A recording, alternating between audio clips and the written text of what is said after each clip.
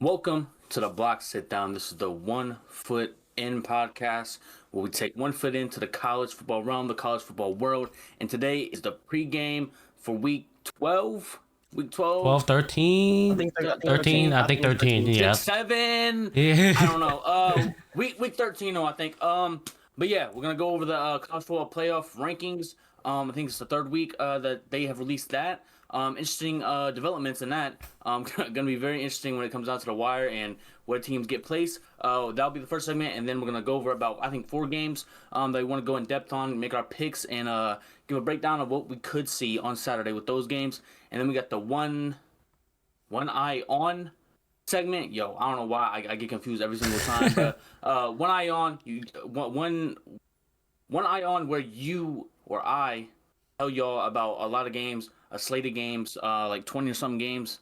It feel like forever long, and it's basically all the games that you should keep an eye on for potential upsets, trap games, conference championship developments, college football playoff potential upsets, or college football teams that could be in the college football teams when it comes to Group of Five or the Power Four level. And yeah, but before we get into that, how y'all did?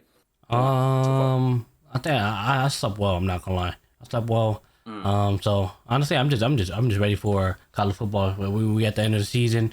This is these last few games going to make or break certain teams, and I'm ready. I'm ready for this postseason. And yeah, how about you, VJ?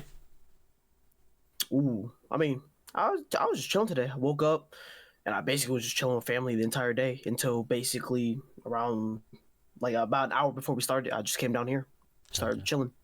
How about you, Cameron? How's Call of Duty treating y'all, bro? Man, I'm basically about to be done with the ARs. I'm doing the camo challenge, the mastery camo challenge, whatever multiplayer. I'm almost done with the AR. Try to gold. That's the first mastery camo, I guess, whatever you want to call it. And I'm on the SMGs. The SMGs giving me hell. I'm not gonna lie, bro. The first SMG, bro. Holy shit, bro. I had to go play hardcore, bro. You know how bad it is. I had to go play a different game mode, bro. Yeah. So that's my life. It's really that bad? Yes, bro. It's fucking terrible, bro. Like, why is it so bad, Bro, you just get out. You just get outgunned by everything, bro. Literally everything, bro. Like you just can't compete, bro. But is it damage wise? Yeah. But is it damage or like no like, damage? It has like the super fast fire rate. Obviously, you shoot like a little pebble. So it's that balance where if it's super strong, you shoot slow. If it shoots super fast, it's fucking weak as fuck. That's it's that balance shit they be doing, bro. Fair. But yeah. BJ, how's your camo grinding been? Hey man, I'm put some time in, bro. I got like 10 guns gold. Damn. Yeah, I've been putting some time in, and then I kind of got on a little bit before we started, and I don't know if y'all saw, but double XP weekend's about to hit. No way, So, I did not see that. yeah, it's about to hit tomorrow. Oh. Double XP weekend, so might be a capital time to grind right there. Yep. Mm. I think that's of that. But yeah, Newtown dropped today too. Newtown dropped today, so you all know about Newtown. That's thank God. I should say Newtown 2025, bro. I'm seeing robots and shit, bro. I don't see no robots when I go outside, bro. That shit unrealistic, bro. But yeah, we all play Call of Duty. Should be a Call of Duty pod cooking somewhere in the future. Vijay should be the front runner for that, right? Hey, if it's there. I won't complain about it if it's there, but if it's not, I'm cool with it. So I'm hearing. Anyway, let's get into the college football playoffs. Let's take a look. First three unchanged. Ohio State, Indiana, Texas A&M. You could argue with yourself about what the fuck you want to change in that top three. It doesn't really matter to me at this point. But number 4 is where Alabama was last week. Alabama obviously lost, and basically Georgia, Texas Tech, Ole Miss, Oregon all just pushed up one.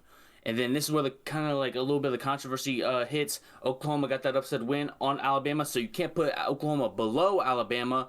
So you put Oklahoma above Alabama, and then you got Notre Dame snuck in here, and then you got Alabama at 10. They dropped fucking 6 spots. I thought that was egregious. I'm not gonna lie, bro. That seems so crazy to me, bro. That they dropped 6 spots. I'm like, yo, they just lost to the number 8 team now, and they were number 4 last week. Like they got upset at home. But I don't know, bro. This whole Notre Dame issue is like fucking kind of irritating as well. I don't know why they want to sprinkle them in there, and they're gonna run themselves into a problem where you got Texas A&M beating the shit out of Notre Dame. But what if Miami wins out? are because they said like I think on the broadcast like when you're announcing it, they're like the Miami and the Notre Dame head to head is going to be very important when we start ranking Notre Dame and Miami near each other. So they're gonna have to put Miami above Notre Dame if Miami wins out. So they're about to have a Notre Dame problem, and a lot of teams are gonna get like screwed out of a playoff spot with this issue because it's gonna be very interesting. Because if Miami wins out, they're 10-2, got a win against a head-to-head win against Notre Dame, and Notre Dame is in the conference championship. So and Miami's not gonna make the conference championship. So it's gonna be a similar looking team, and these teams are gonna be probably fucking 10 and 11 at this point. No, from what it's looking like, in my opinion.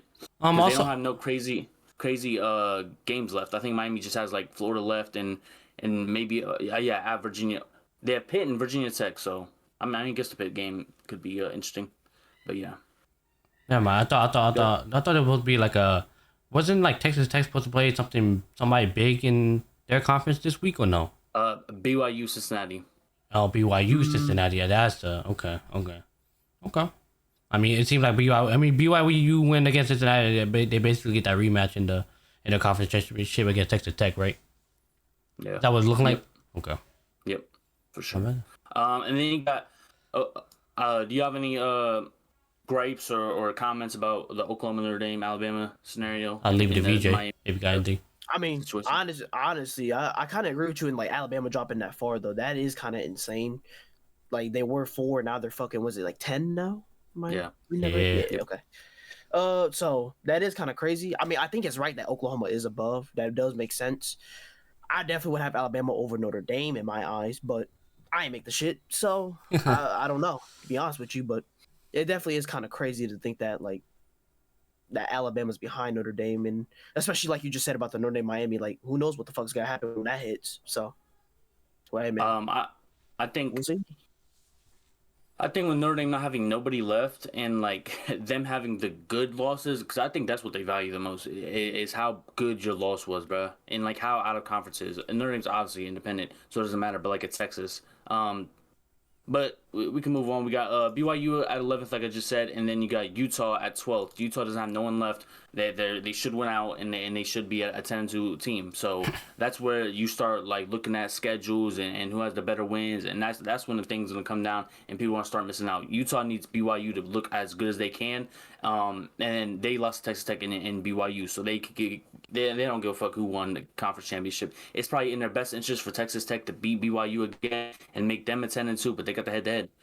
So there's that too. So I don't know what you'd go for. Maybe you go for like a BYU losing 3 games, losing to Cincinnati this week, winning the last game, but still going to the conference championship. I don't know if that's possible. I don't know at this point. I think Cincinnati will take their spot, but Utah's kind of like they have nothing left on their schedule, so they're kind of like at a standstill. And is this the highest they're gonna get? Is kind of what it seems like to me. Being on Miami, we just talked about Miami and that whole Notre Dame debacle is going to be very interesting because they don't have an ACC championship to fight for no more. 2 losses on the season to the ACC opponents. Then you got Vanderbilt. Vanderbilt was on a bye week. Last time we seen them, I think they had a shootout with like Auburn. So that's not a good look, but they didn't change at all. And then you got USC jumping 2 spots from 17 to 15. They had a big win against Iowa. So there's that. And they're kind of just creeping up, and they got a big game this week. Obviously, we're going to talk about it later. Georgia Tech at 16. Georgia Tech stands still. They basically won by 1 point against Boston College. Boston College is probably one of the worst Power 4 teams in all of college football. And yeah, so you won by 1 point against that team. That's 1-9 on the season. Texas at 17. They drop 7 spots. They went from 10 to 17. Had a tough 10 matchup against Georgia. Lost pretty convincingly, in my opinion. And yeah, now they dropped down to 17. And then you got Michigan. Michigan, unranked or not unranked, unchanged. Who they faced last week? Wasn't it Northwestern? Northwestern. They won by a field, and they barely won. Yeah, they barely fucking won. Virginia trying to keep their hopes alive. Got 2 losses on the season, but I think still second in AC standings, and they only got 1 game left. I mean, that's Virginia Tech. And I think that's the last game of the season, so they got a bye week this week.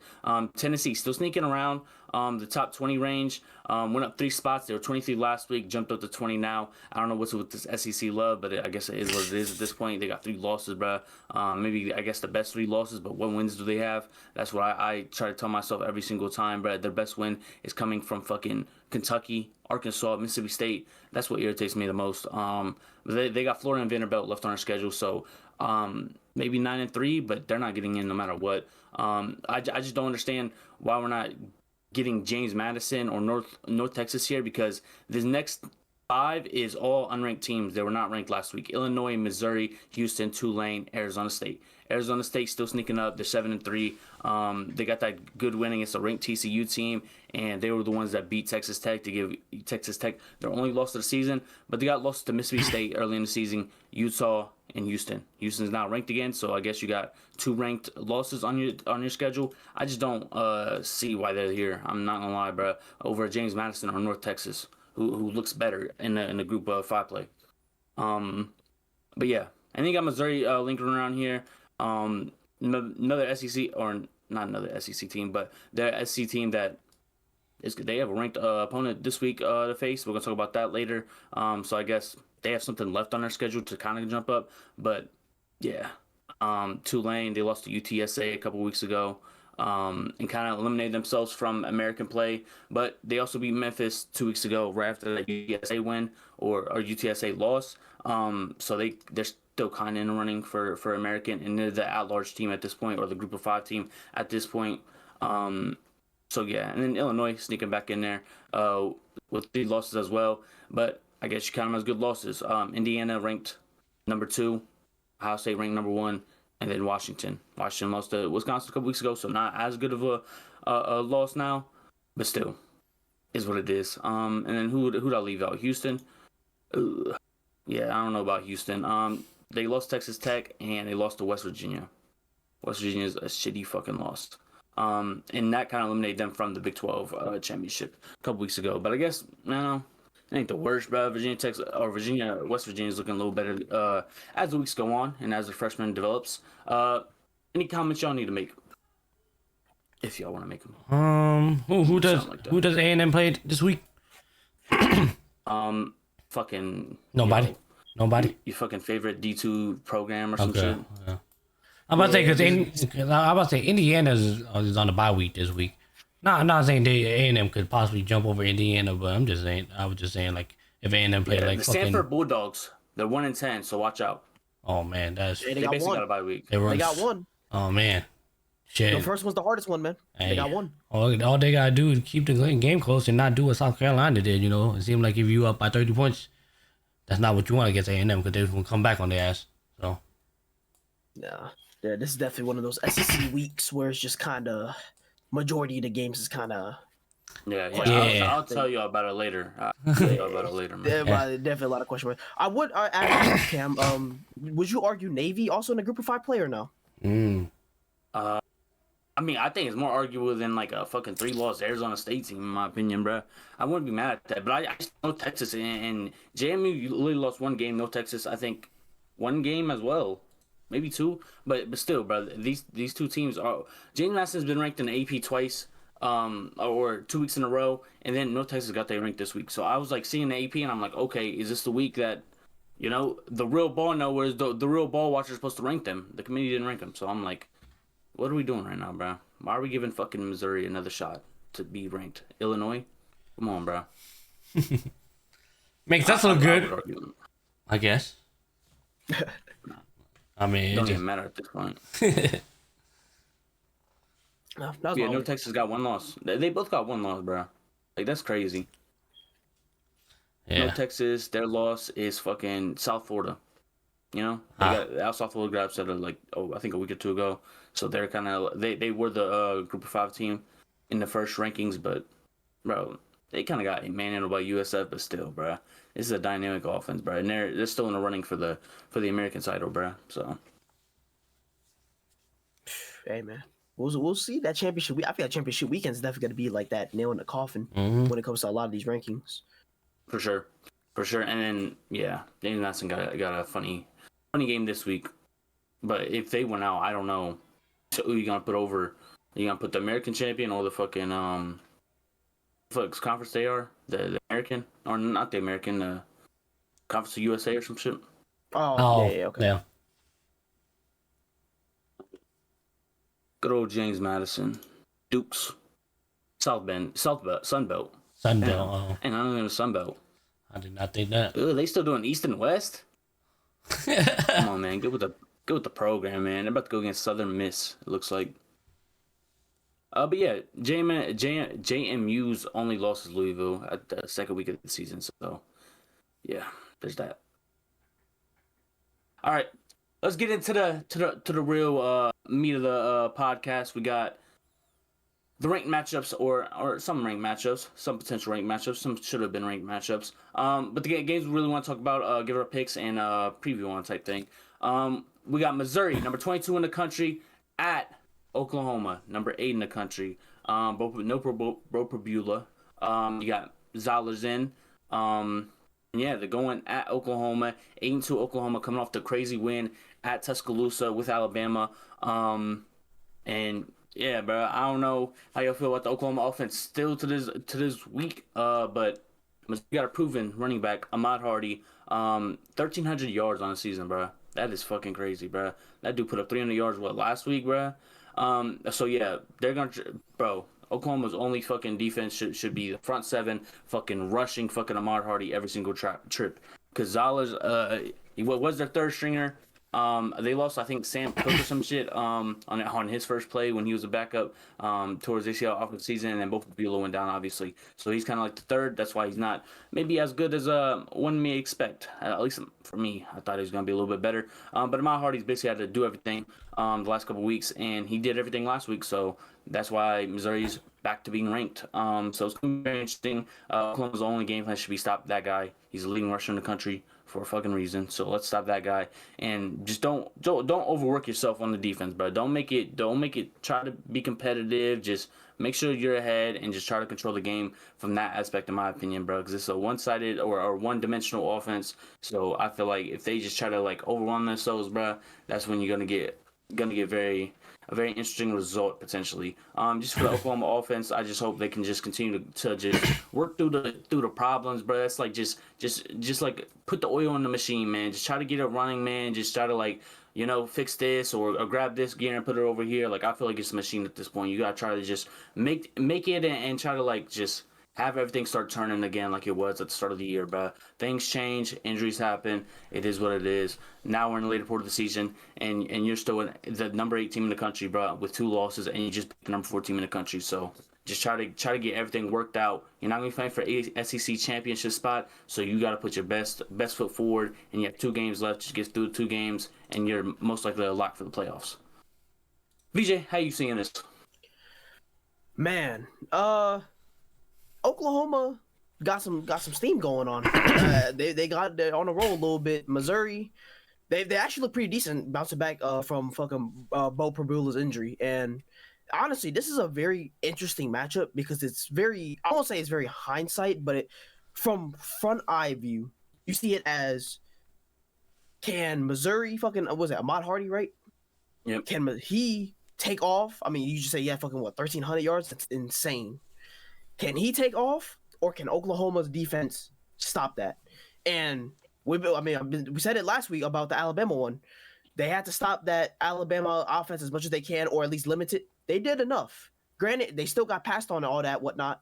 But when it mattered the most, they got the run stops, and they were able to make the big sacks when they need to. To me, Missouri just they kind of need to pull all the tricks out the bag in this one to beat Oklahoma. And it's just very hard, especially since Oklahoma is just now on a roll and they're at home, especially. So I think the only thing that could make this interesting is if Oklahoma just somehow in some way fucking makes mistakes on their own. I feel like it's the only way they could really lose this one in my eyes. So I'm not really sure how this one turns out. I definitely am interested to see what Missouri does, because I feel like Ahmad Hardy, even though yes he's the leading rusher for a lot, I think he might be the leading rusher for the SEC. I think, but. Also, like putting effect, Ahmad Hardy, is he the leading rusher for SEC? Country? Oh yeah, damn, he's dogging it, bro.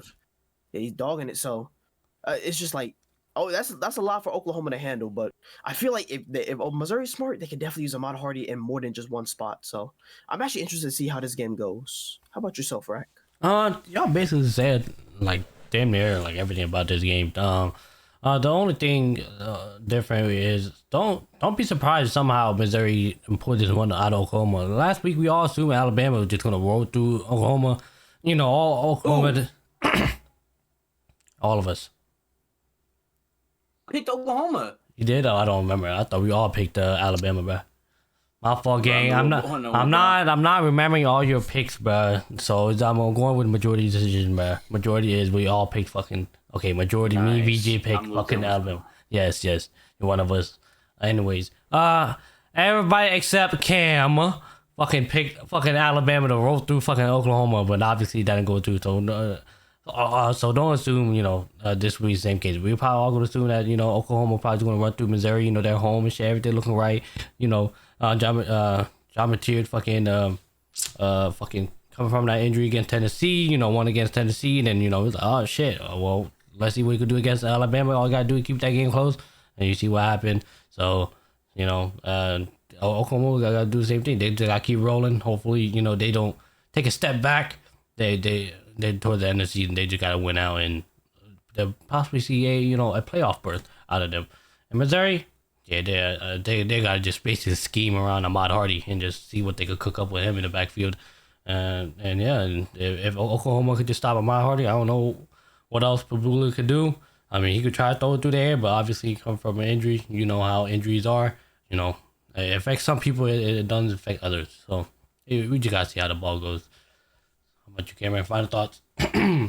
Week in and week out, Oklahoma tries to establish a run game, and obviously you gotta take every game with a grain of salt. You gotta make this like your championship every single week, bro. You gotta win out. You gotta have 2 games left and worry about that stuff later. But you got teams like Alabama, you got teams like A&M, Indiana, Ohio State. These were the top 4 teams that we're trying to just make sure everything's polished for the playoffs and make sure we're able to contend with a championship. If Oklahoma wants to do that, they have to establish a run game, bro. Xavier Robinson, he had 100 yards in the Tennessee win. He had 34 yards in the Alabama win, bro. They was able to win the Alabama game, but if you really want to be a complete team and have no flaws and not saying you can't win a championship without no flaws, but there's a lot of teams that are trying to get a established run game or make sure that their offense is as dynamic as possible. And I think Oklahoma has lacked that the entire year, but they have like 4 running backs that they tried to use, and none of them seem to work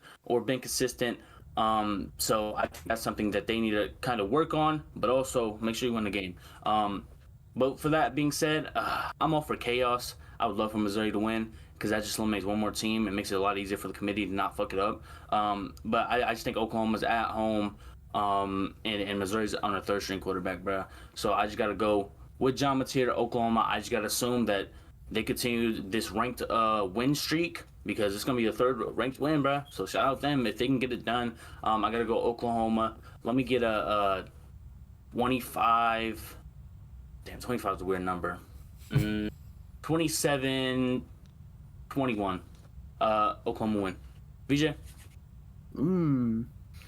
I don't know about the number for this one. It could go a lot of ways, but I feel like Oklahoma definitely is going to put some points. I feel like they definitely want to show they for the last 2 games they want to show something. So I feel like they're going to put some numbers. I would say Oklahoma 34, Missouri 24. Yeah, I don't know what I'm feeling this time around with their score, but I'm just go right between. I got Oklahoma 31 and I got Missouri scoring 13. All right, good to note that both of you might be back. He's questionable for the Missouri game. I don't expect that, or Missouri game, the fucking Oklahoma game. He's questionable, but he should be back for the season finale.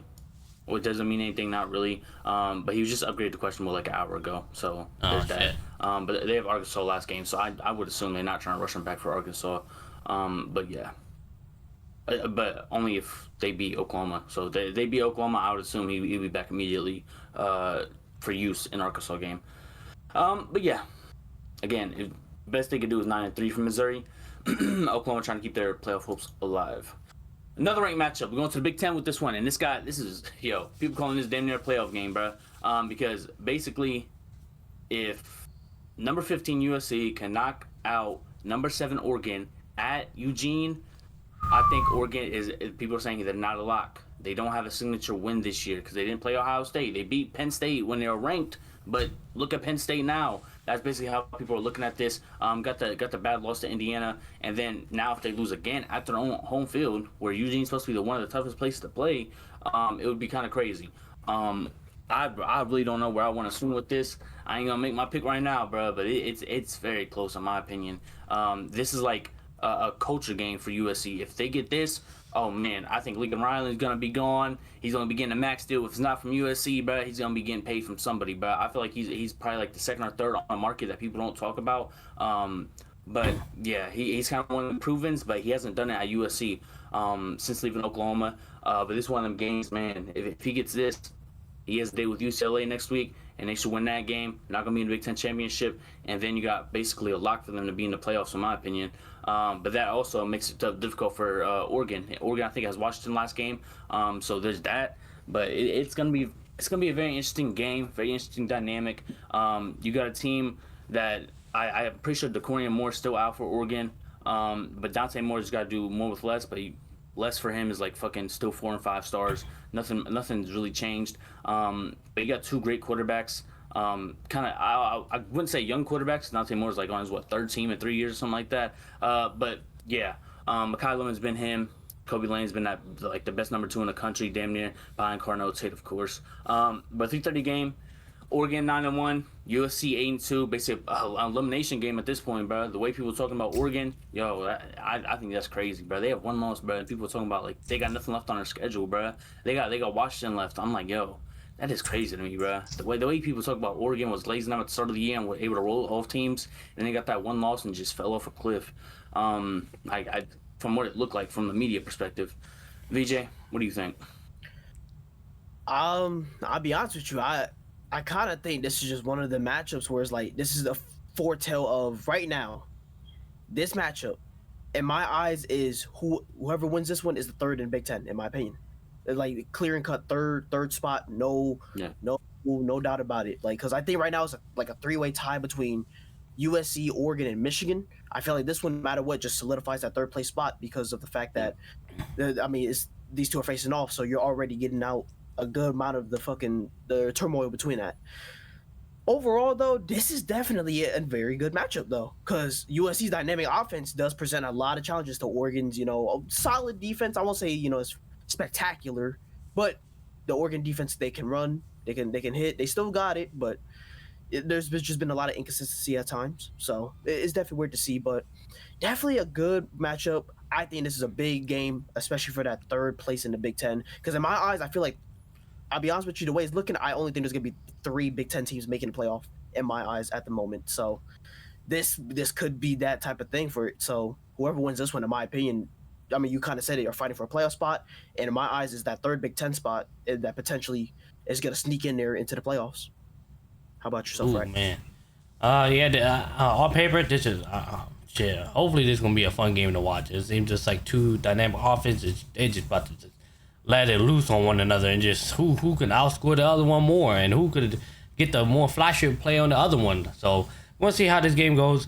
Seems like it might be a fun game. Like I said, we're towards the end of the season, y'all. We all know this. We week 13. Every game come down, to the wire, and this is what college football is all about right here.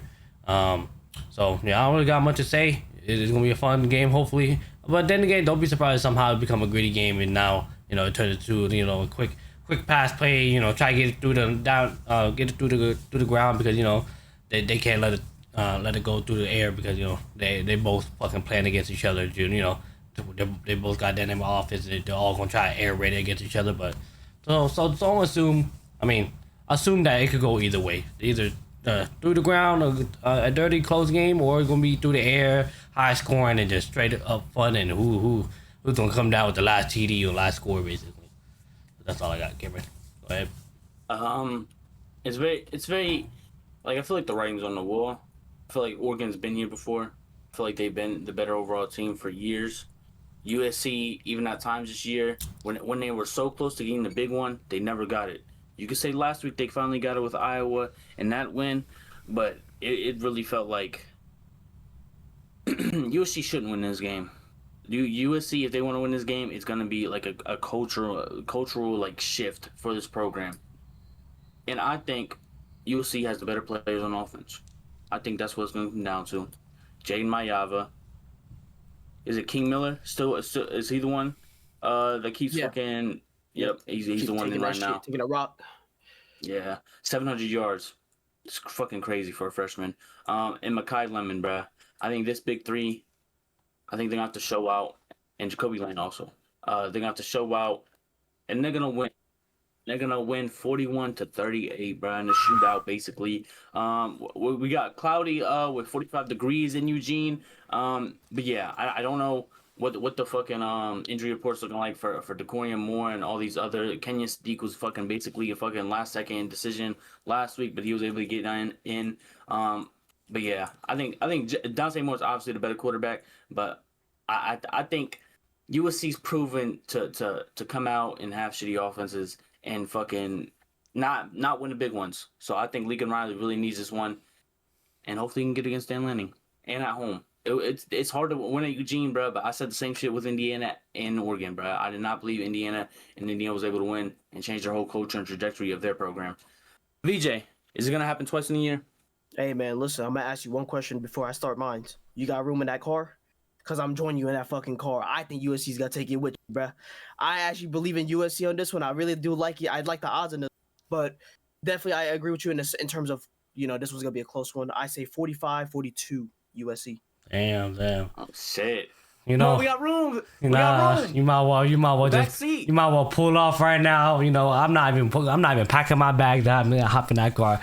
I'm gonna stay in Eugene, and the Oregon Ducks will take it home with this one.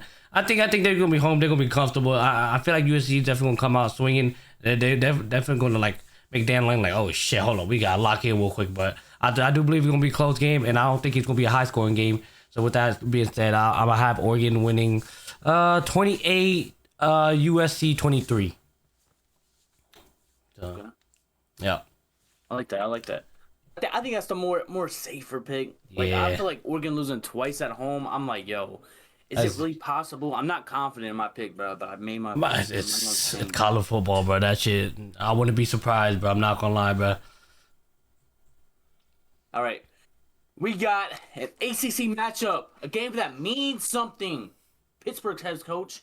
Pittsburgh 7-3, lost last week to fucking Notre Dame, went unranked this week. And now is going on the road to Atlanta to face number 16 and Haynes King, the Yellow Blue Jacket. Georgia Tech and the Yellow Blue Jackets, 9-1 in the country, lost one game the entire season. Now with their potential like playoff hopes alive, like maybe dead after this game. But Pittsburgh, Mason Heinschel, 3 losses on the season.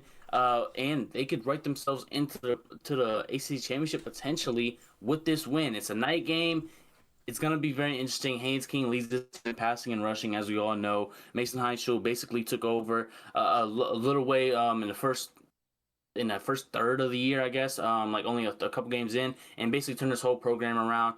Great story. But yeah, he's gonna have to do a whole lot.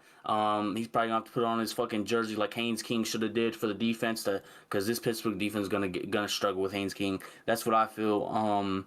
But yeah. It's an AC matchup, bro, and it's gonna be late in the season where it actually means something, bro. This is basically gonna tell who's gonna be in the ACC championship at this point. I'm pretty sure SMU is still in the running with 1 loss, but they got Louisville and Cal that they're gonna have to get through, and those are 2 difficult games in my opinion.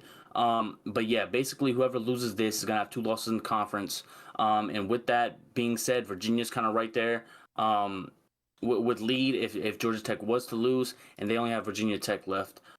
So yeah, this is gonna shape up the ACC championship, and it's gonna like shit's gonna figure itself out, bruh. And this is one of the games that's gonna figure itself out.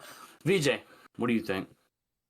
I won't lie to you. Sometimes I forget that when I was thinking about last week, I'm like, wait, didn't Pitt just lose? I forgot it was a non-conference game versus Notre fucking Dame, bruh.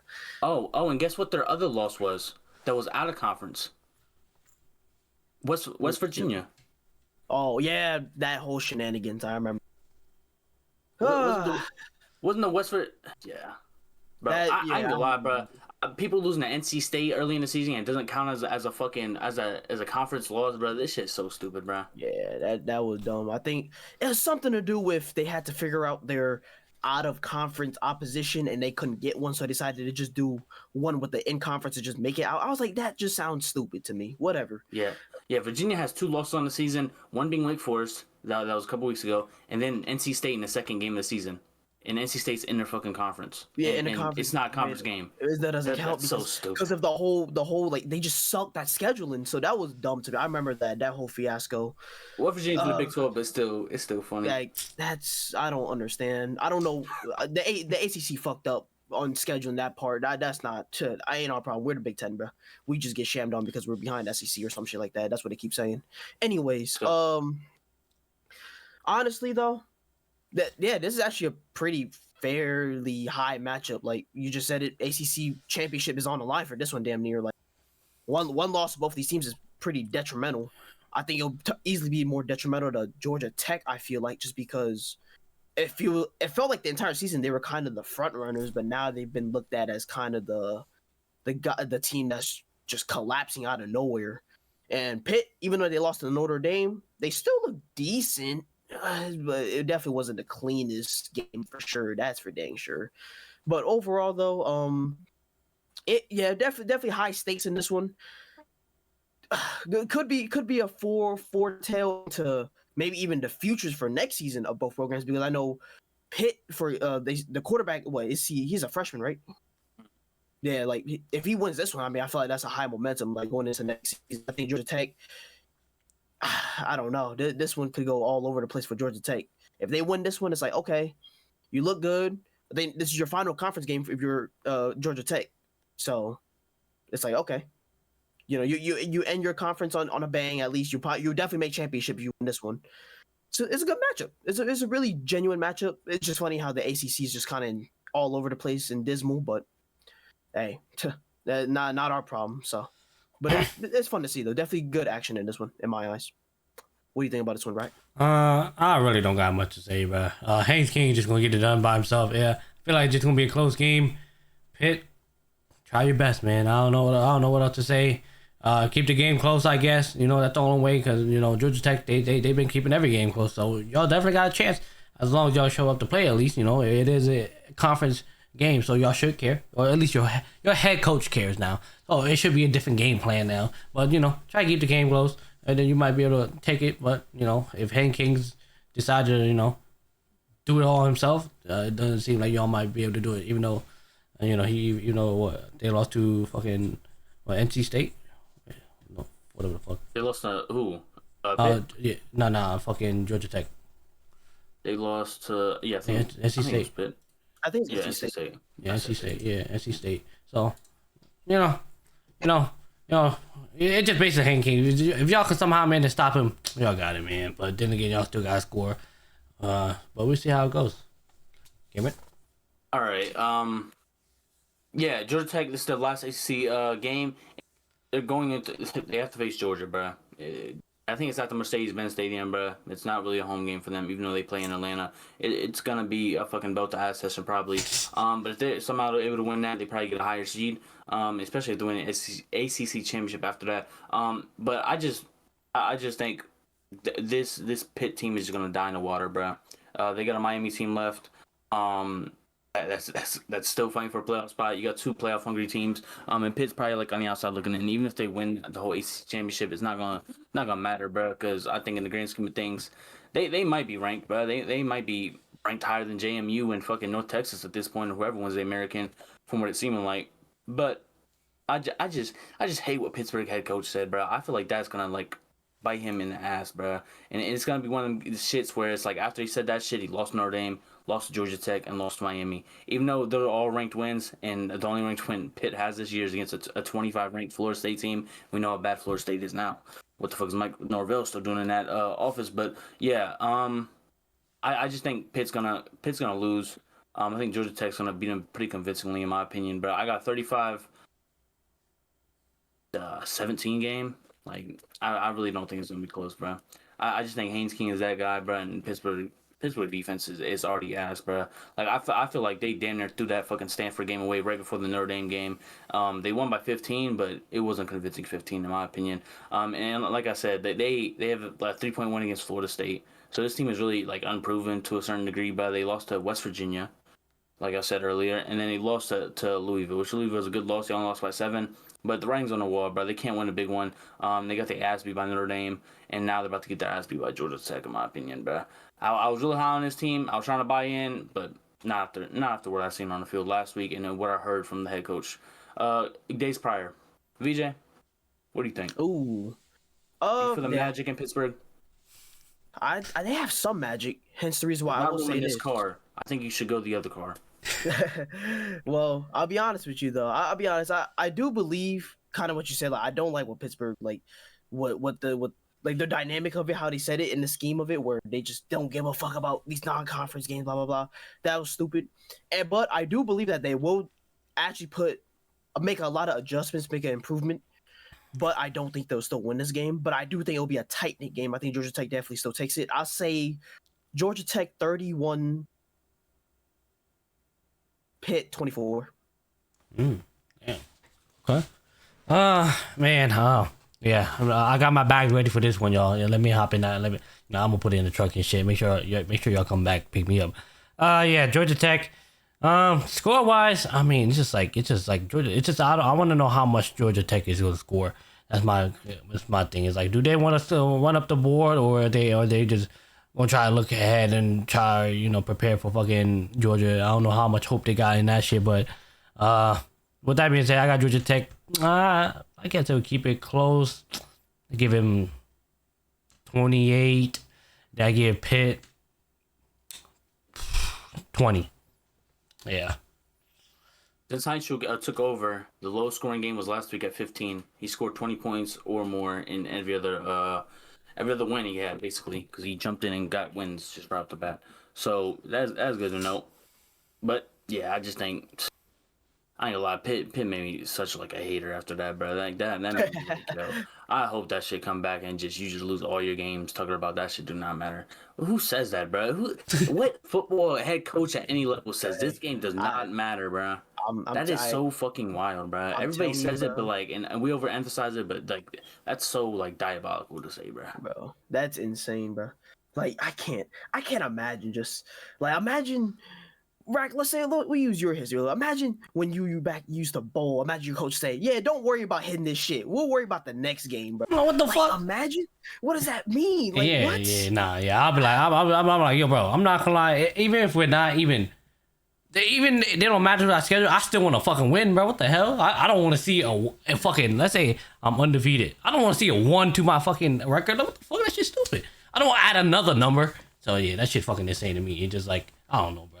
It is what it is, bro. It is what it is, bro.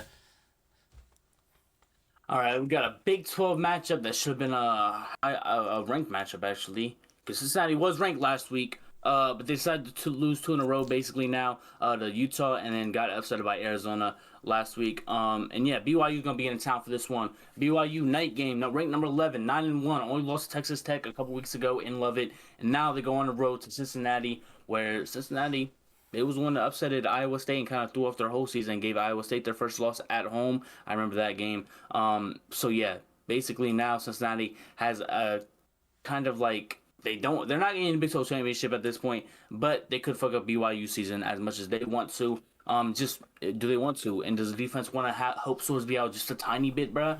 Because basically Bear Brockmeyer and BYU after that Texas Tech game basically seen TCU on their schedule and said, yeah, let's beat the shit out of them. So they beat them 44-13 last week and basically got back on track.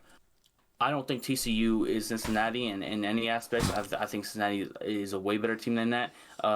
Maybe record doesn't say that. Maybe personnel doesn't say that.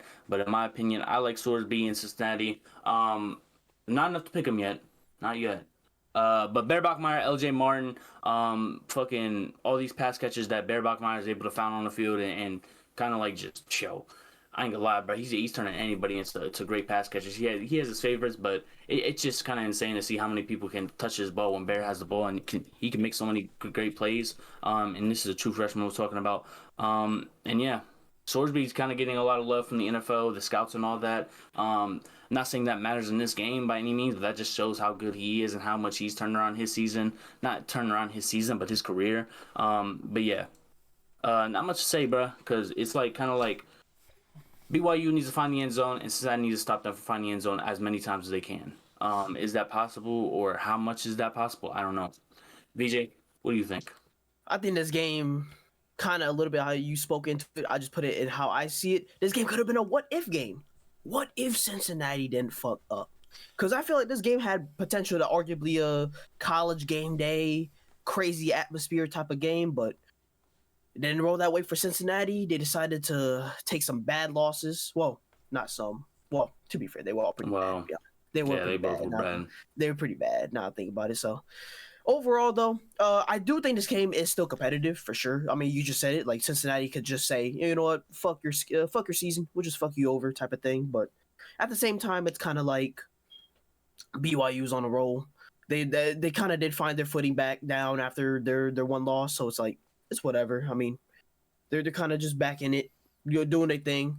You're basically just fighting to keep and maintain your spot at this rate because it just seems like there's a whole bunch of shit with the college football playoff in general. So you just want to set your foot down and make sure you keep your spot at this rate. You don't want anything to happen. So I don't know. Like I said, I think this is just a game that could have been a what if type of game, but we'll never know. At least not this season. So I could really say. How about yourself, right? Yeah, after BYU lost to fucking Texas Tech, I was hoping I was gonna believe. And I obviously that week I didn't pick them because I definitely believe Texas Tech gonna get it. But I still had some hope. My Asian brother on that end, trying to keep the season, stay undefeated, really do something BYU haven't done in just who knows how long, But then they came out next week against fucking TCU and just slapped the fuck out of them, and they're like, all right, bro, we fucking mad. We just lost that game. We need to get back on track. They did the thing. Obviously, what Cam said, TCU is not the same, and it's not team wise. It's not comparable to Cincinnati.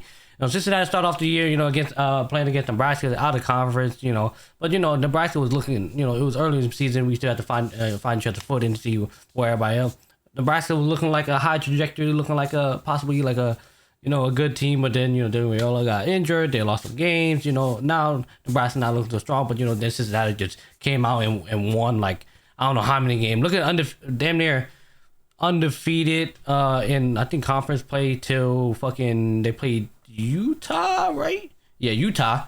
And then we all assume fucking Cincinnati, they rolling. They were rolling. They probably just run over fucking Utah now, but it took a terrible loss to them. And then ever since then, Cincinnati's just like, they bounce back, but they're playing some like little scrubs or whatever. It's like they just try to get over a hump, trying to recover from it, and then they proceed to lose the last two games against that Utah game and then Arizona. Actually, they never recovered. What the fuck am I talking about? Yeah, I'm tweaking. Yeah. So Cincinnati, I don't know what Cincinnati can do. BYU, they're gonna need this win. Just I don't know, just stay hopeful. I guess hopeful for what, I don't know, but not end your season with how many games you got left. End their season with surely they don't lose to TCU. We'll discuss that next week if we do. Hopefully they don't end their season with fucking 4 losses straight after starting off a loss and then basically just winning like however many games and then proceed to lose 4 games at the end of the season. That would be crazy to end your season that way. But yeah, that's all I got. Cameron? Yeah, Brendan Sorsby has 4 interceptions on the year. Guess what games he threw an interception in? All of his losses. All of his losses. Yeah. He threw 2 in Utah game, and I think 1 last week, and then 1 in the first game against Nebraska. It was a very interesting stat. So basically, if Sorsby doesn't throw an interception, he'll win the game. That's basically how math works, bro. Yeah. So I'm not relying on him not to throw an interception, though. So I'll pick BYU. I'll take the safe bet. And I just want more controversy, bro. I want more teams to be on bubble. BYU has a win against Utah, right? I'm pretty sure that's their best win, and Utah is highly ranked, bro. So yeah, they got a loss to Texas Tech. They should get the rematch in the Big 12 championship, and it starts here, and it ends here for Cincinnati. And yeah, I see a shootout.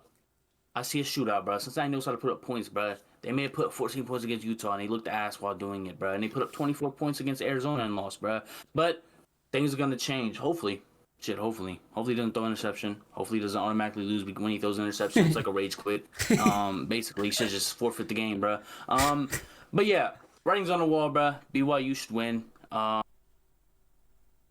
Yeah, shout out Kalani Sitaki, man. underrated head coach. Take this team with the freshman quarterback and is now going to be 10-1. BYU, give me a 42-35, bro. Just straight touchdowns. Maybe a 2-point conversion in there with some field goals or something like that. I don't know. But yeah, night game in Cincinnati, bro. VJ, you going? Let's get in the car. Let's get in the car and watch BYU win. Absolutely. I'm just trying to think of what Cincinnati You're can not do. driving. And to be honest with, I'll be honest with you. I'm kind of hopeful on Cincinnati, kind of doing something. But I think I just don't see. I don't see if they could do any heavier than like compared to the other two losses they just had back to back. I'd probably say BYU like 38, Cincinnati 24. Yeah. I got BYU. I feel like they're gonna keep Cincinnati gonna try to keep the game close. Maybe second quarter, you know, and then I think at halftime that's where things gonna shift quickly. But I feel like BYU, Jesus Christ, is gonna like still stay ahead, but not like comfortably until that second half adjustment, and that's where they going like, all right, let's go ahead, like let's go lock in and, you know, go 10-1 and go get that rematch against fucking Texas Tech. With that being said, I got BYU fucking 35, and I got Cincinnati scoring 23. Okay. Yeah. All BYU fans down, bro. Look how the times have changed. Yeah, bro. Now, let's get into the one eye on portion of the show where I just take you all around the fucking conferences and all around the United States at this point, bro. We're gonna be stepping foot into the NC State Wolfpack's arena. We got a Friday night lights game. Not arena, fucking stadium. Florida State 5-5. Somebody smells like shit, and it's fucking damn near both teams, bro. They're both 5-5 at this point. CJ Bailey, please enter the transfer portal for your own sake, bro. Hollywood Smothers, fucking follow him, bro. I don't give a fuck, bro. Picking Hollywood Smothers, he had a terrible game last game. Let's try not to do that. Florida State. Deuce Robinson, Tommy Castellanos. Tommy Castellanos probably not gonna be the guy at Florida State no more. I think he's a senior, right? He played Boston College for a long time, yeah. So he's gonna be out. It's gonna be interesting who the next quarterback is. I'm hearing, you know, they might put some money in the transfer portal to try to grab somebody. Maybe it's CJ Bailey, bro. Maybe CJ Bailey's facing his own team, just like Lane was facing Florida last week, and that's gonna be his new team basically. Anyways, Rutgers, Ohio State. Oh, we won the Buckeye fan film. If you didn't know it, every time I bring up the Ohio State on this podcast, I talk about that because we break the shit down over there, bro. VJ actually goes into the film room and watches Rutgers games. I watch Rutgers games as well, bro. Antoine Raymond, KJ Duff, and Ian Strong, bro. Those are three playmakers on their offense that could give this Ohio State team maybe a little bit of struggle. I wouldn't say struggle, bro. That's a crazy word to say. But Jeremiah Smith, Carnell Tate, still questionable for the game, I guess. I don't know if they're gonna play. Do y'all know? Nope. 6-7, and Still Still up in there. how many touchdowns are we gonna score? 6-7. Sam. 25. Okay. Stanford Bulldogs 1-10, bruh. Yes, the SEC is better than the Big Ten. Just look at their games in mid-November. They're so good, bruh. Holy shit, bruh. Yo, who the fuck is Crittenden? Who the fuck is CJ Evans, bruh?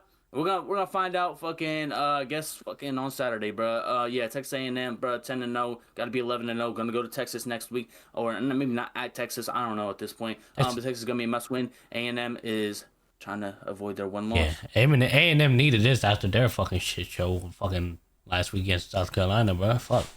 Was it a shit show or a shit first half?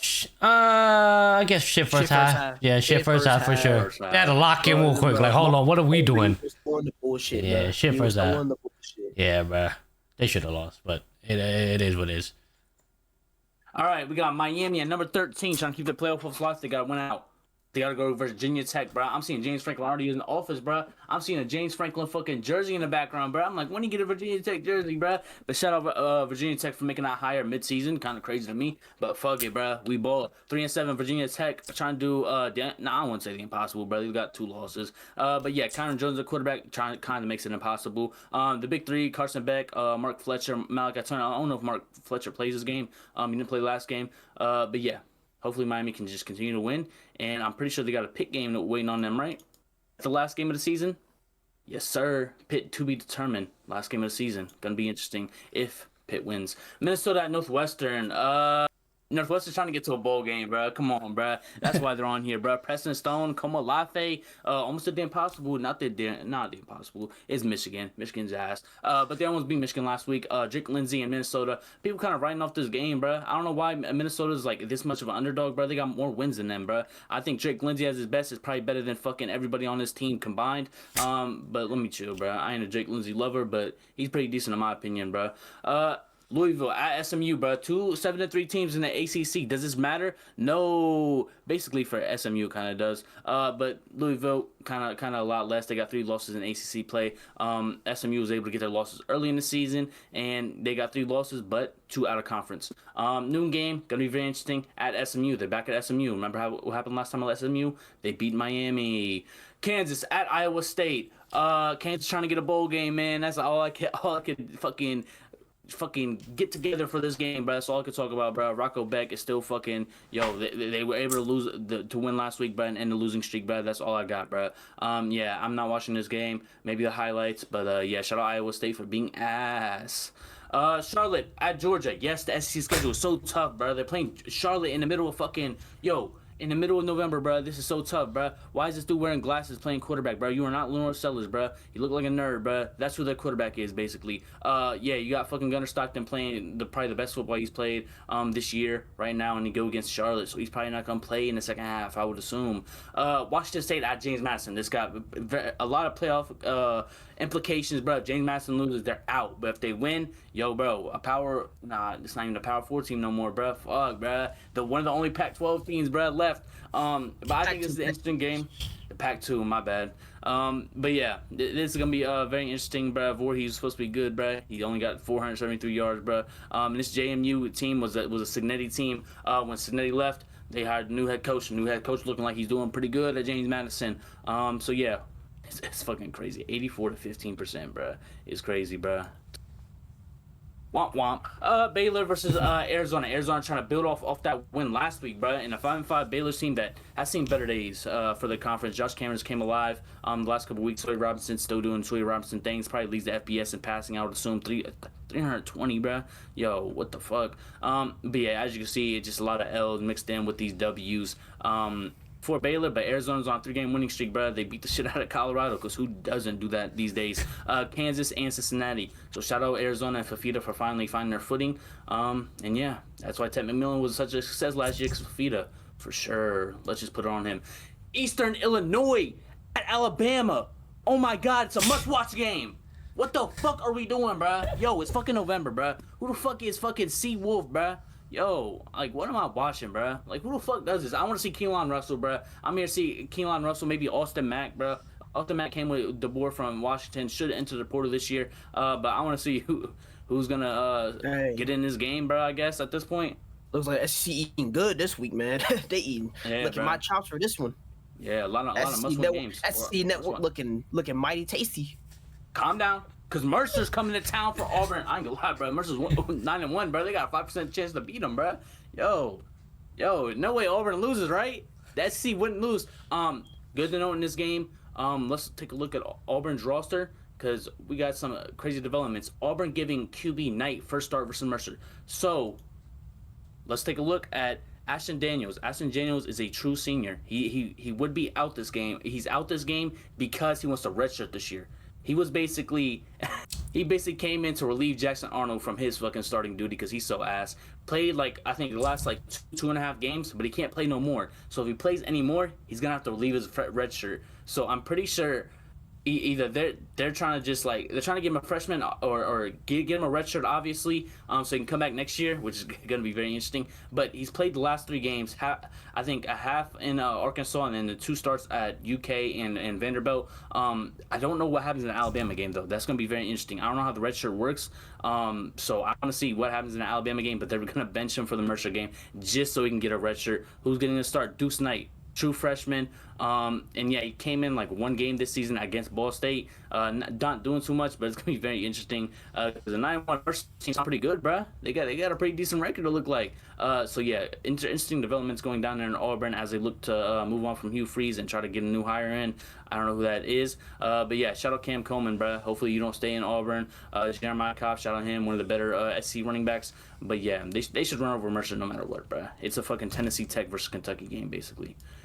Syracuse at Notre Dame. What does this mean? Nothing, bro. Notre Dame just tries to survive every week, so I gotta like highlight them every time. NBC, yo, bro. Notre Dame never signed another NBC deal in your life. I don't know how long that shit is for, but yo, watching them highlights make me wanna take my life in GTA. Yeah. So Syracuse 3-7 on the year. Not looking too good, bro. Lost Sam and Jelly in the Clemson loss. Obviously, they're pretty ass, bro. Notre Dame shouldn't struggle with them, and Notre Dame gets fucking 17 home games a year, basically. So this is just one of them. But yeah, whoa, we might have a head coaching. Fucking Marcus Freeman might want to fucking rumble with Fran Brown, bruh. I ain't gonna lie, bruh. It's gonna be very interesting, bruh. I want to see what happens with that. But yeah, Kentucky at Vanderbilt. Vanderbilt has nothing left on their schedule. The whole thing with Vanderbilt is they're on the outside looking in at 14. They have nothing left on their schedule, so I think they need to beat teams as badly as they can, while also getting the win, obviously. But yeah, Vanderbilt doesn't have nothing on their schedule.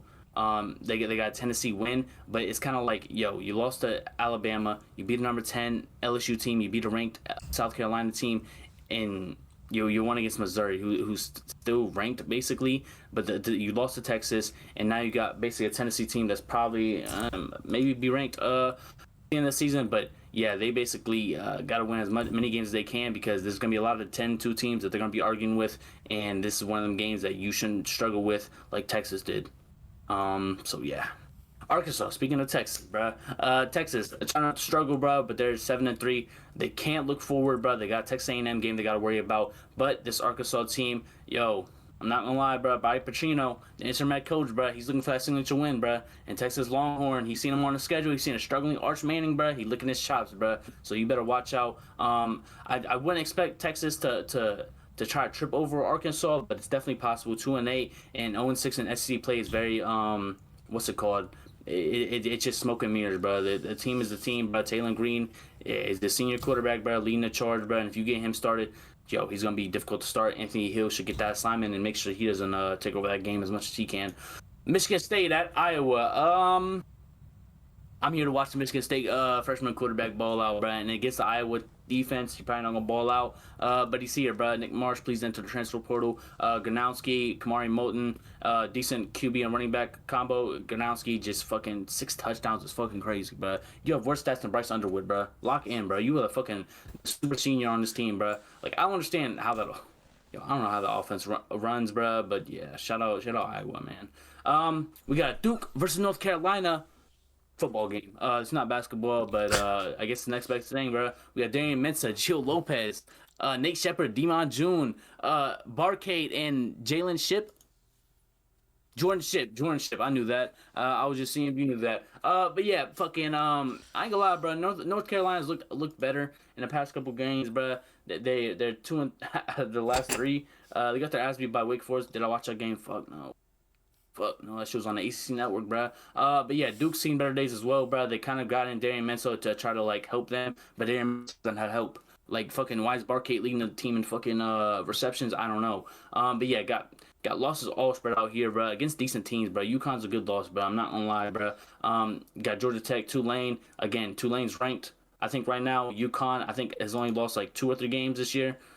So yeah, they're decent. But yeah, got North Carolina, Wake Forest on the schedule, so you should go to the bowl game, right? I would assume so. But yeah, cool little ACC matchup. East Carolina versus UTSA. UTSA, they beat Tulane. No, they beat USF. USF got the curse of being ranked, and then next week losing to UTSA. So is the same thing going to be in for East Carolina? Probably not. But East Carolina is still a one-loss team in the conference of the American. They're at the bottom, of course. So there would be a lot of like losses have to be distributed to these 3 teams for them to get a shot. But I think it's possible. I think the American kind of separates itself or like figures itself out as the weeks progress. But we're running out of weeks, so yeah. Speaking of figuring shit out, Tulane and the American going at Temple. They're one of the one-loss teams, and yeah, they gotta beat Temple. I'm not saying it's the most difficult, but they're ranked 24th, bro. Maybe they get the curse this week, or maybe they don't. But it's gonna be at Temple. Avery Johnson of Kansas State Wildcats. I mean, the definition of mid is what people are calling them. But I think their highest at their highest ceiling, bro, they could do that thing, man. But if Cincinnati's losing to them by fucking 30, Kansas State's probably gonna lose them by at least 20, bro. You know, Jace Brown and Avery Johnson's a good connection. But yeah, it's not enough for Utah in that offensive line. Wayshawn Parker, Devin Dampier, looking like a decent quarterback, bro. Shout out him for fixing his shit, bro. Not taking no deep shots, bro, but I see a couple 20-yard passes in there. I'm like, oh shit, he's pretty accurate on that. So shout out Devin Dampier for trying to iron out them Kings. Again, Utah's at 12. Again, what do they got left on their schedule? That's basically what the 10-2 teams are going to be looking for. You got the Kansas teams, bro. Kansas State and Kansas State for Utah. So it's going to be very interesting for Utah and how they're ranked, because they lost to Texas Tech and BYU, and two teams that are I think top 11 in college football rankings. Michigan at Maryland, sneaky game, bro. Two freshman quarterback, bro. Can one play better than the other? Shit, I would bet Malik Washington plays better than Bryce Young, but Bryce Young fucking playing like Bryce Young. But Bryce Underwood, basically, probably gonna get the win, bro. Michigan probably gonna get the win with that defense. Malik Washington is probably the better quarterback in my opinion, bro. Bryce Underwood's been ass, but Jalen Marshall has been taking over for running back, and he's been doing a great job at it. Another Marsh that needs to transfer is Andrew Marsh, bro. Even though he's true freshman, bro, they don't know how to use him at Michigan, bro. They're a run-heavy offense. Bryce Underwood's not going to develop as a passer. And that's coming from biased OSU fans, so I don't give a fuck. Maryland lost fucking 9 in a row, bro, it feels like. But it's only been 6, and they're trying to get their first win in like 2 months. TCU at Houston. Houston, are they still alive in like the conference championship potentially if BYU loses and then, you know, hell breaks loose, bro, basically. But Houston's right there, bro, going against the TCU fucking Horned Frogs. TCU's at least bowl bound, bro. Josh Hoover gets to continue his fucking legacy at TCU, basically. Eric McAllister, one of the better receivers in the Big 12, about to be at 1,000 yards after this game. But shout out Houston, ranked again. Kind of a little surprise to me, but yeah, that's just how good Houston is, and the Big 12 is pretty deep this year. So shout out Houston for being one of them teams. Oklahoma State versus USF. Somebody smells like shit, and it's fucking everybody on the field, bro. Basically, fucking Oklahoma State. How many Oklahoma State game have you watched? Probably 0, bro. I'm not blaming you for that. Their ass. And yeah, you got UCF here. Taven Jackson still starting quarterback, so you know their ass. But UCF should make fucking do with fucking this Oklahoma State team, bro, and fucking destroy them. But it is Taven Jackson and UCF, so there's always that. Coastal Carolina at South Carolina. Oh shit! We got another SEC fucking game breaker. Yo, we got the 6-4 South Carolina Chanticleers versus South Carolina Gamecocks. What is with these names, bro? I don't know what's going on in fucking Carolinas. But yeah, two of the teams facing each other, bro. How many Coastal Carolina games have you watched? Probably fucking none, because the SEC is fucking grabbing fucking these random Division II teams. Coastal Carolina's decent at baseball, though. I remember them winning a couple of national championships back in my day. But yeah, as far as football goes, they're fucking ass. Lenore Sellers, fucking Nick Harbor, yo. I'm just already seeing them in a fucking Miami uniform, unfortunately. And yeah, South Carolina, I'm hearing their head coach talking about, yeah, we're gonna this time next year, we're going to be watching the playoffs on Tuesday night, and we're going to be looking for where our name sits in that. Probably nowhere, bro, because you're not even going to be on a team worrying about South Carolina no more. You're probably going to be at the Division II level trying to make the fucking FCS or fucking Division II college football playoffs. Like, what the fuck? Furman, Clemson, this is an SEC matchup. You know, I know Furman might get a lot of people upset because they should be playing an SEC team at this point. But yo, these players don't even got fucking faces, bro. This is fucking crazy, bro. Like, what are we talking about right now? Shout out Clemson, bro. They're probably gonna get their 6th win and probably be bowl eligible, bro. Shit. That shit is fucking crazy. But yeah, South Carolina at the end of the season, bro. So yeah, basically South Carolina and Clemson is fucking not rubbing their knives, fucking sharpening their knives, getting ready for fucking war next week, bro. But yeah. Coastal Carolina and fucking Furman, bro.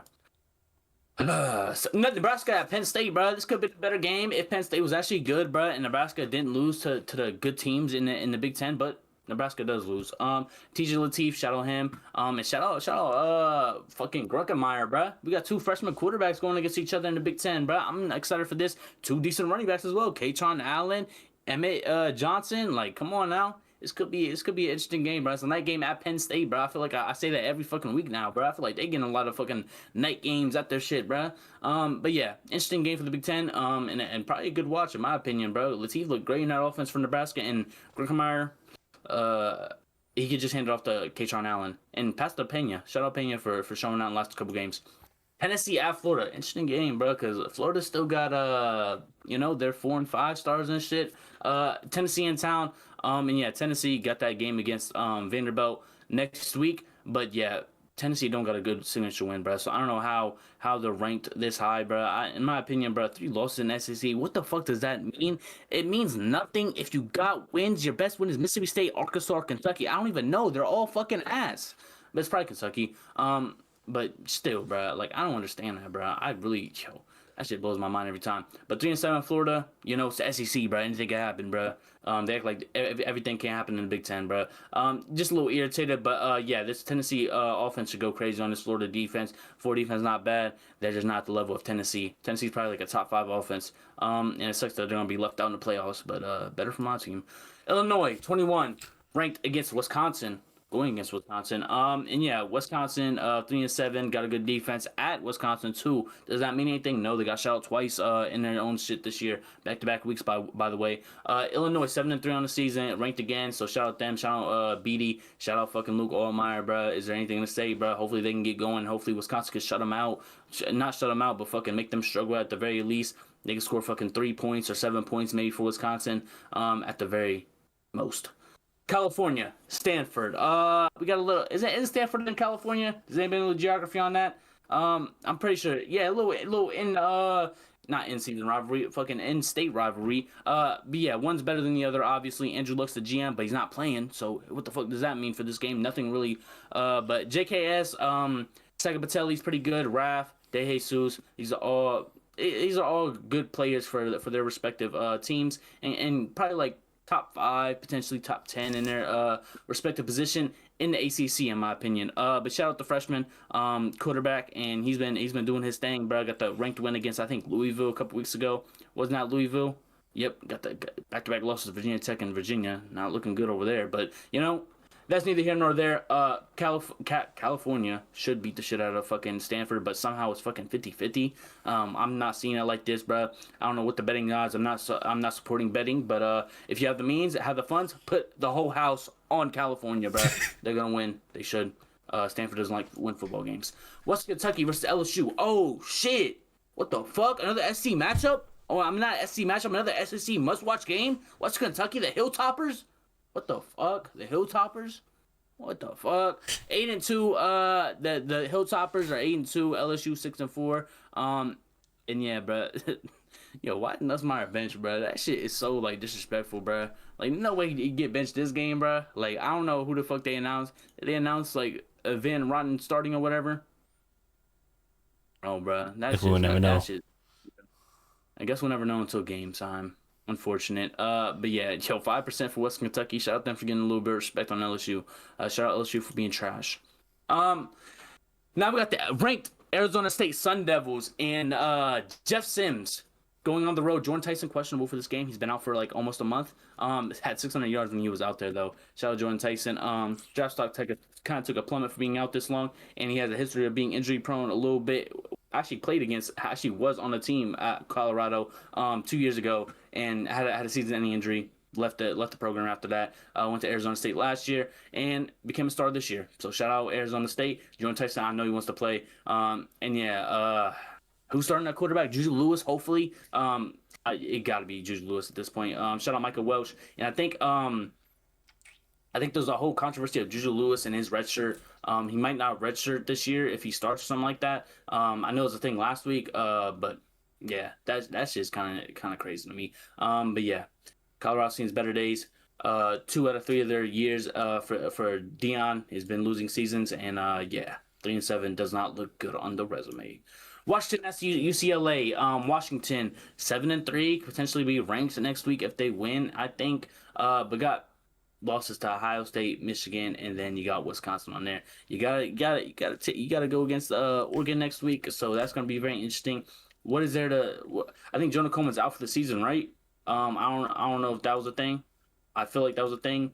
I heard he was out with an injury. UCLA. Nico should be back, bro. He was ducking the fucking Ohio State game, so he should be back for this game.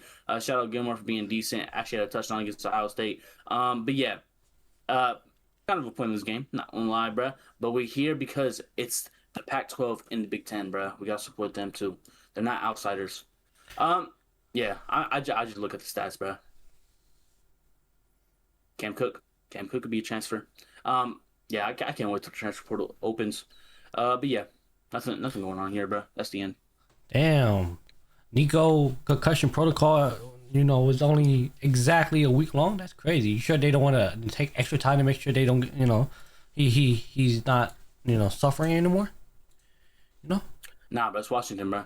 He was playing. We're technical. It was 2 weeks. You know what I mean? Since he didn't play us at the start. They usually do this at the start of the week type of thing. So technically 2 weeks, but we'll see that he's cleared up by. Yeah. Concussion is something serious. I think they should take more time to look more into it because Bro, why don't you want him to play? No, bro. He ducked Ohio State, bro. That's why, bro. He was ready to play, bro. Nah, he was right. No, I don't blame him. I know he had PTSD when he went transfer to UCLA. He was scheduled. Seen that schedule? Oh, we gotta play Ohio State. Oh shit! Now it's a nighttime game too. Oh, it all hit him, bro. Yeah, flashback quickly. Yeah. All right. Any final thoughts, y'all? We good, right? I need a top 5 fucking Slicks hating list, bro. Arch Manning. Nico only got up there because he ducked this week. Michigan. Oh yeah. Michigan as a whole. Yeah. Shit, that's on my number 2. James Franklin's that offense. He hates that offense. Oh my god, I fucking hate that offense. Oh, let's see what happened with Virginia Tech, bro. It's ACC. It might work better, But Big Ten play, that shit does not work. But that shit's ass, bro. But it's good hire for Virginia Tech though. Good hire still. But yeah. Who's the number 5? I don't know. What's the number 5? Who else? I really don't know. Y'all can't remember anything? I'm trying to think. I just know Devin Dampier damn near on that list for me. I ain't about to say Dampier's. Oh, Taven Jackson. Taven Jackson, number 1. Oh, David Jackson. Fuck it. DJ Lightweight, bro. DJ. Oh, DJ, no cap. Yeah. It just, yeah. That's funny. All right, we're gonna wrap it up here. This has been a 1 Foot In podcast. We are currently live Thursday, 8 p.m. EST. I was a little late today, but that's here or there. But yeah, if you guys are interested, you want to come tune in, talk with us, 8 p.m. Thursday, EST. There's a link in the description. And we click that link, it will take you to like a website. It will give you all my social media and stuff. Final one that says Twitch. Go. If you don't have a Twitch account, go ahead, consider making one and go drop a follow on the account, and then wait for that notification for the 1 Foot In podcast. If you're from the Buckeye fan room or even the Plot Armor, where talk about all the anime, we are more than welcome to come. Always talk to us. Like I said. Thursday, 8 p.m. EST is guaranteed. Anything I stream in between is probably gonna be Call of Duty, and it's gonna be a bonus. If y'all care, tune in. If y'all don't have to. Y'all just wait for that Thursday. But yeah, if you're from the YouTube side of things, you got made to the end of the video, hey, consider clicking that subscribe button. As to help out the channel a lot. But other than that, I've been the 1 Foot In podcast. Thank you, Cameron. Thank you, VJ, for tuning in as always. But other than that, we appreciate all of the support. We catch you next. Peace.